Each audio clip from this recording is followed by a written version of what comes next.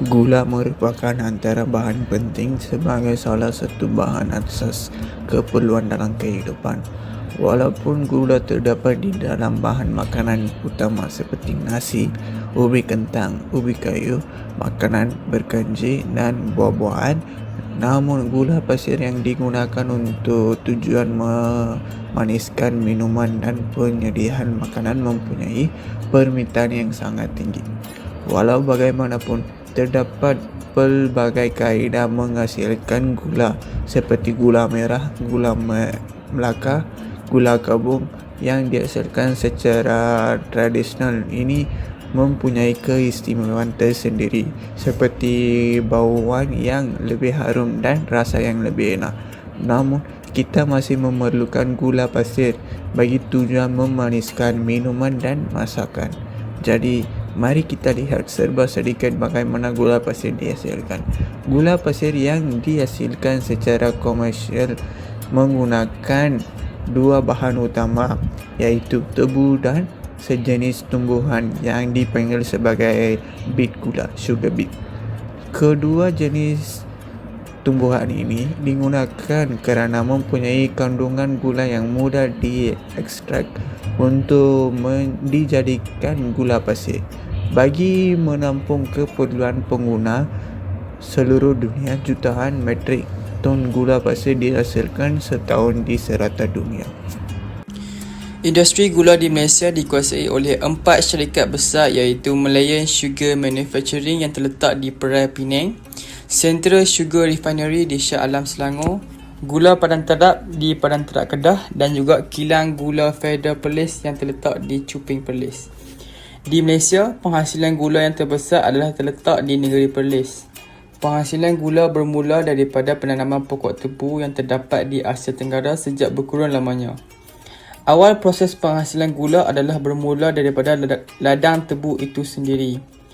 Pokok tebu yang ditanam akan dituai menggunakan jentera canggih yang memotong pangkal pokok tebu. Pokok tebu yang dituai, jentera tersebut akan dimasukkan ke dalam lori pengangkut.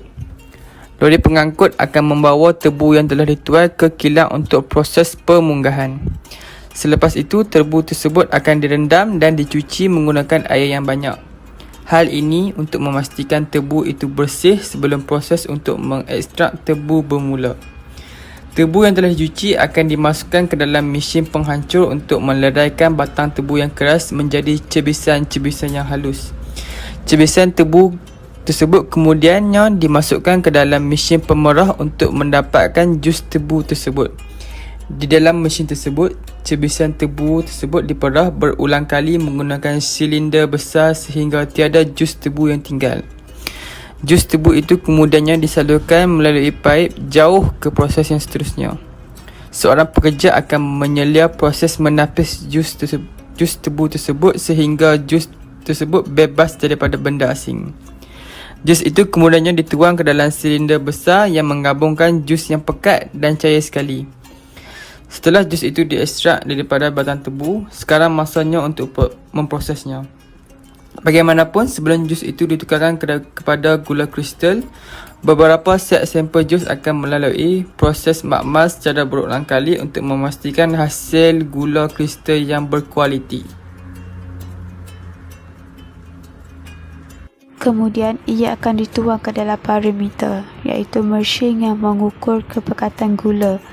Jus dari kilang akan dipenuh melalui menara yang setinggi 10 meter ini. Wap sulfur dioksida akan naik melalui menara tersebut. Proses ini dikenali sebagai peleburan, iaitu proses yang akan melunturkan jus. Kemudian, jus akan mengalir melalui alat yang mengukur tahap pH. Pekerja juga akan menambahkan serbuk kapur ke dalam air untuk membuat larutan kapur. Kemudiannya, jus tebu akan dicampur bersama larutan kapur selama 6 jam untuk menyelesaikan proses yang dikenali sebagai alkalinisasi. Dan ia juga menetapkan semula tahap pH jus dan membantu untuk mencairkan larutan yang telah dicampur itu. Tindak balas terhadap kapur akan membuatkan warna jus berubah dari warna coklat menjadi warna kuning. Seterusnya, jus dimasukkan ke tangki kecairan dan proses ini mengambil masa lebih dari 2 jam supaya jus akan selesai. Bagi kekotoran pula, ia akan mengalir ke bahagian bawah tangki. Sampel yang diambil dari tangki menunjukkan bahawa bagaimana 6 cemar yang dikumpulkan di bahagian bawah sementara tercari jus berada di bahagian atas. Pekerja akan menapiskan sisa baki yang dikenali sebagai lumpur dari tangki klarifikasi untuk mengeluarkan sisa gula. Tidak akan berlaku ia pembaziran di sini kerana lumpur dijadikan baja untuk menyuburkan tebu di ladang. Dan juga tebu yang hancur akan dibakar menjadi bahan bakar. Sejumlah tebu yang hancur akan dibuat menjadi kertas, papan penebat, papan keras dan sebagainya. Cecair jus yang dikumpulkan dari tangki klarifikasi kini mendidih dalam rangkaian wap. Ini akan menjadikan kepekatan gula dan jus dari 15% hingga ke 60%. Kemudian, jus tebu yang sebanyak 15 tan akan dikumpulkan dan hampasnya akan terapung pada permukaan mesin. Pusingan mesin pengadun akan menapis hampas tebu dan hampas itu akan dibawa ke tepi mesin untuk dikeluarkan. Mesin ini akan menghasilkan sirap yang masih memerlukan proses yang selanjutnya. Seterusnya, sucrose kristal akan ditambah ke dalam mesin tersebut. Ini adalah kerana untuk menyingkirkan alkohol dalam sirap tersebut. Ia juga membantu gula diasingkan dari sirap. Kemudian, ia akan mendidih dalam mesin yang besar dan membentuk gula kristal.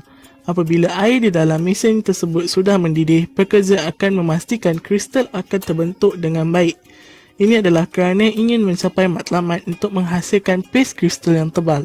Seterusnya, ia akan beralih kepada mesin yang berkelajuan tinggi untuk mengeluarkan gula kristal dari paste kristal sebentar tadi. Di dalam mesin tersebut, gula akan berpusing sebanyak 1200 revolusi per minit. Proses ini adalah untuk menapis molasses pada rak luaran mesin dan tinggalkan gula kristal di dalam bekas mesin tersebut.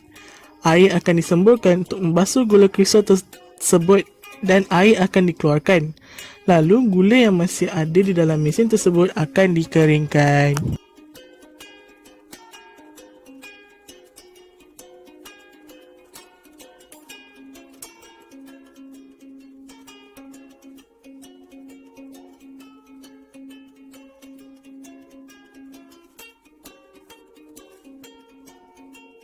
Seterusnya, tali sawat membawa gula kristal keluar dari empar. Kilat ini menghasilkan gula mentah yang mempunyai molas yang banyak dan penanaman gula putih yang mempunyai molas yang kurang.